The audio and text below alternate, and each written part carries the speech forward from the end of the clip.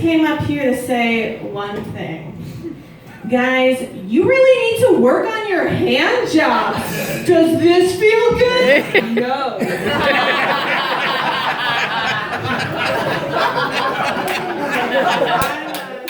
I'm really excited.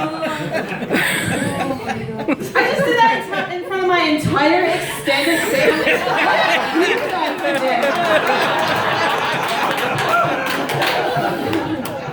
And just to give you an idea of how many Coles there are, just shout if you're somehow related to me. Yeah, apparently they didn't get the memo to sit in the back.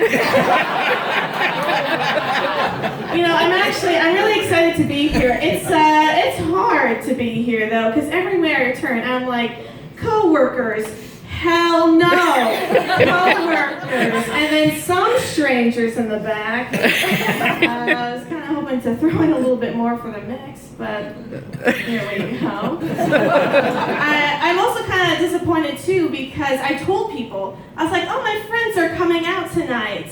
And I'm not seeing a lot of diversity in this room. I mean, we start a fire. This is no longer a fun party. This is a meeting of some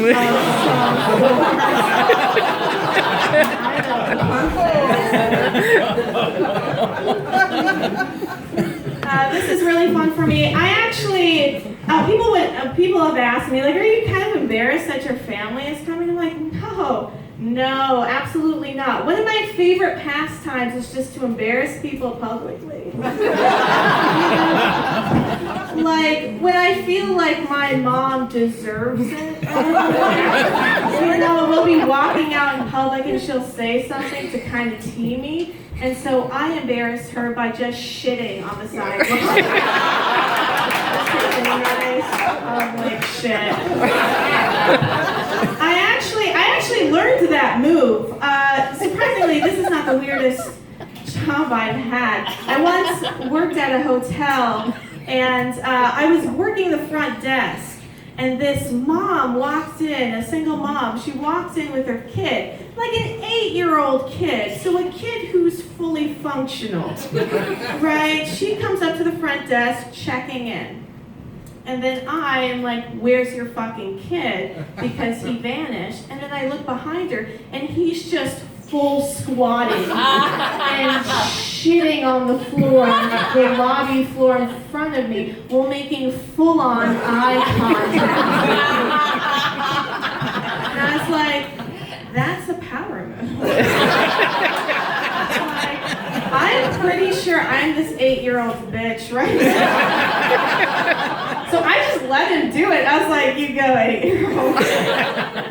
And so that's how I've learned. Really, to embarrass people publicly is to really just insert your dominance. And actually, nothing proved this more. I had a friend actually who recently told me that how men show their dominance to other men is when they walk into the bathroom.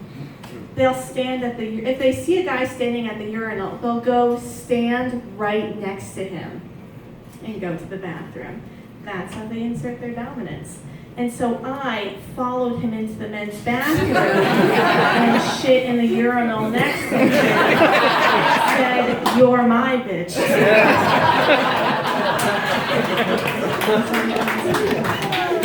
I am kind of amazed by the other comics. You fucks, I told you family friendly. John Nairn's pulling out his yo-yo. My grandmother is sitting right there. John Kennedy is talking about his circumcision. My bald uncle is sitting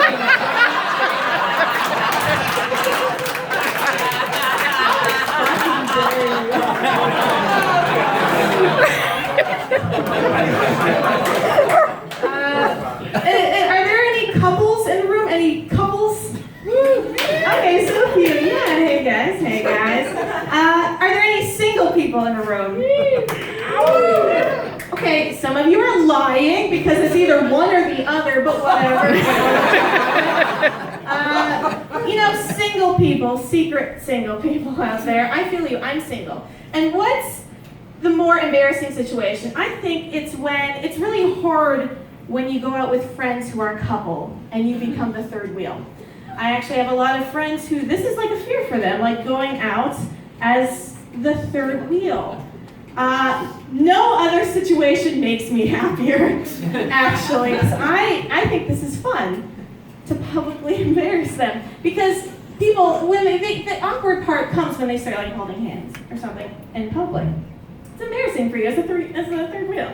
What I do to offset that embarrassment is I'll just stare at them and be like, yeah.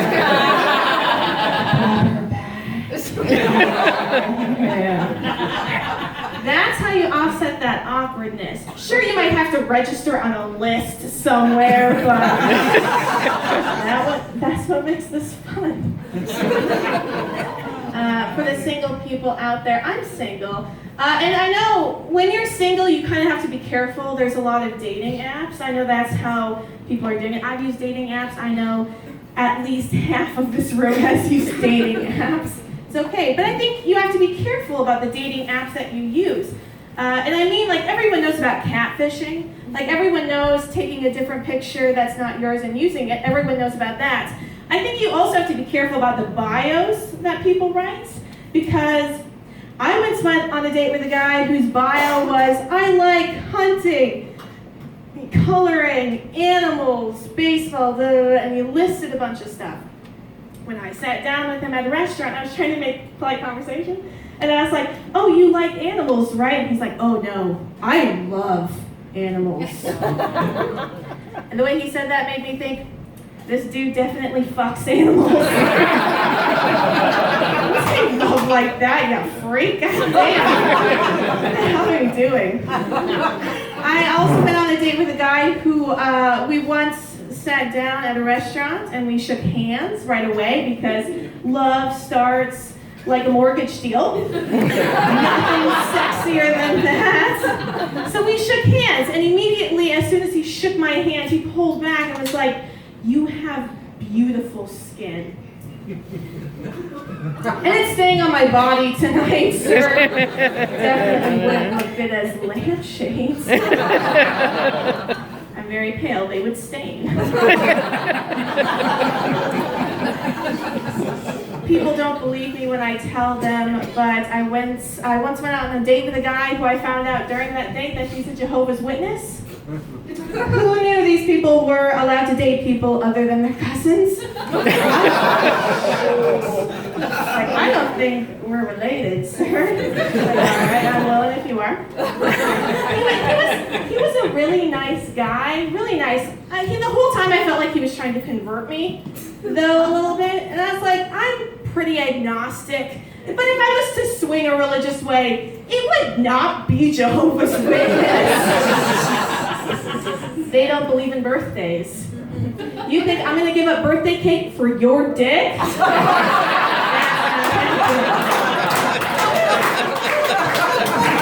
the kind of frosting I like.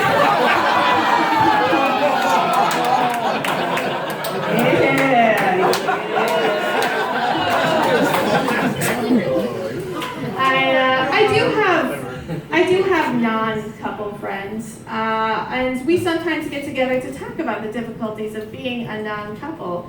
And most of the time we're women, and most of the time we're complaining about men. And we all got together for like a lunch one day, and we were talking about how embarrassing firsts are. There's a lot of firsts that women are actually kind of afraid of.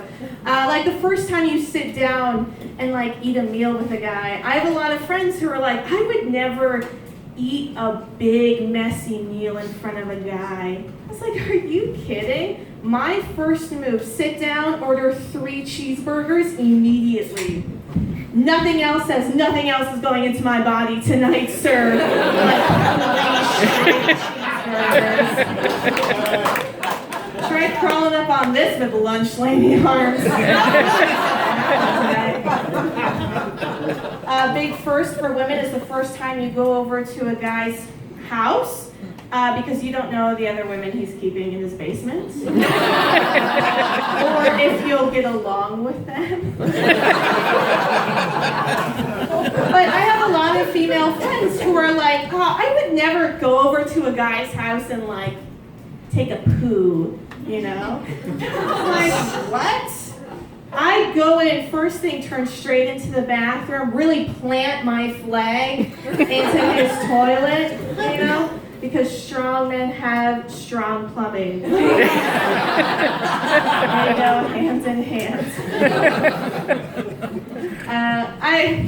I really appreciate Jenny Lou outing me. I do work for the news, and it's really fun. As a news person, I do consume a lot of news, which means, yes, I eat a lot of newspapers. I do consume a lot of news. I read a lot of news, and I read a news story actually a while back that really I thought was hilarious and great. It was about 3 young boys, barely above the age of 15, who all earned their Eagle Scouts. And that's a big deal. That's a really big deal. That's like a lifetime achievement. All 3 of them, very young, won their Eagle Scout or earned their Eagle Scout. And when I read that, I was like, that is an amazing way to celebrate lifelong celibacy. Good for you, guys. Good for you. I'm just jealous because I was a Girl Scout, so I wasn't able to whittle away my sexual frustration. I just had to sew myself a chastity belt. No, I actually said that once in a crowd, and people like booed me about it. And I was like, okay, so the sea of virgins that are in the room, I actually like it, just being a room full of virgins, because I know if I throw any one of them into a volcano, I will save Hawaii. I feel real good about myself. No, it's really interesting. Yeah, as a Girl Scout, you kind of feel like you're peddling, you know, the cookies. And not in a sexual way. Maybe in a sexual way. But the whole time I felt like I was like I tell people, like I was a Girl Scout. And if your grandmother lives in Fargo in the early 2000s, I have been to her house. People react weird to the Girl Scouts, like the cookies though. Like people get real weird. Like I would have people open up the door and be like, oh my God, are those the cookies? God, that stuff's like crack. I can't get enough. That stuff's like crack. I don't think you've ever had crack. If you start bleeding from your nose when you eat these cookies, yeah, I love crack.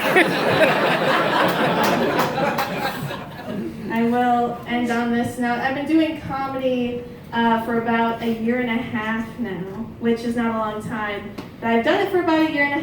And I have a lot of people, when they first find out that I do comedy, their first reaction is like, that's great, what does your family think of that? I'm like, yeah, you know, they're pretty cool. But they did kind of question me when I first started it though. They were like, did we not hug you? Where did we neglect you? Was it because I dropped you once? And no, and I just like to tell people, how else am I supposed to rebel against my father? This is it. This is how I show dominance over my family. Thank you guys so much. It's been so great.